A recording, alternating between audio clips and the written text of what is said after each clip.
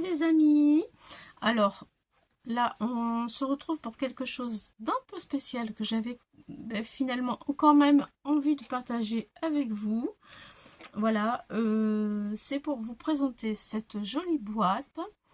Je n'ai pas fait le tuto avec vous parce que c'est ma copine Muriel Scrap qui fait ces tutos là.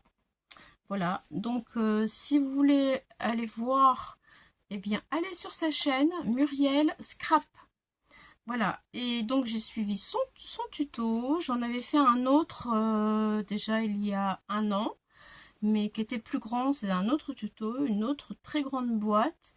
Et je vais vous dire que c'était pour ma thérapeute. Elle s'en sert dans son cabinet pour dans ses consultations pour aider les personnes d'une certaine manière. Voilà. Et comme elle travaille beaucoup avec les enfants, eh bien, c'est pas qu'elle m'a vraiment demandé, mais j'ai vraiment compris dans son vocabulaire que pour les enfants, voilà, ce serait bien. Donc, je me suis décidée à lui en faire une plus petite. Voilà, vous voyez, avec un autre décor qui ressemble davantage et qui convient, qui correspond davantage pour que les enfants puissent se plonger, en fait, les enfants qui ont des problèmes, qui sont malades et qui ont, parce que c'est dédié à un hôpital, puissent dans leur imaginaire, voilà, je vais l'ouvrir, vous allez mieux comprendre, dans leur imaginaire, qu'ils puissent délaisser tous leurs soucis à l'intérieur de cette boîte avec un doudou éventuellement.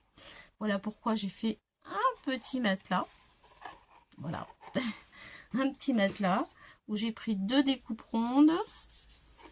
J'ai pris quelque chose de transparent parce que je voulais que la ouate, on puisse la voir pour que ça donne un aspect, on va dire, douillet quand on pose le doudou dessus.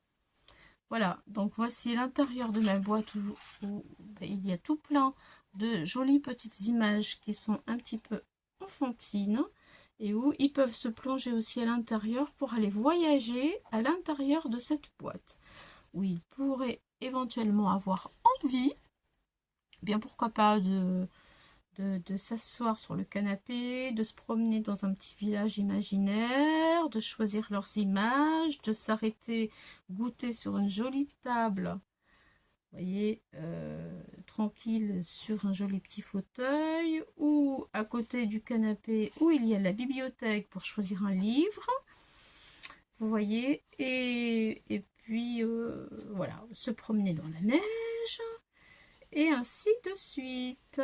Voilà, ça c'est l'intérieur de ma boîte. Elle fait, je vais vous dire, c'est le plus grand modèle de ça. Elle fait 12 cm.